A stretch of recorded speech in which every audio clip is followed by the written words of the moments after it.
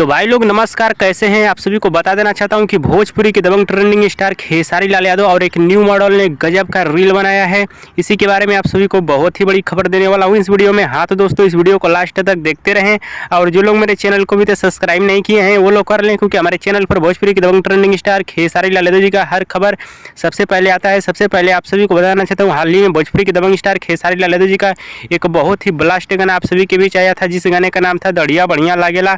उसी गाने पे भोजपुरी के दबंग स्टार खेसारी लाल यादव और एक न्यू मॉडल ने गजब का रील बनाया है, जो कि आप लोग इस वीडियो में देख सकते हैं। न्यू मॉडल का अगर नाम आप सभी को पता होगा तो हमें नीचे कमेंट बॉक्स में जरूर बताइएगा, और हमको नहीं पता है। हाँ तो दोस्तों, ये रील वीडियो बहुत ही कमाल का रील वीडियो है, जो कि सोशल मीडिया में काफ़ी ज़्यादा वायरल हो रहा है।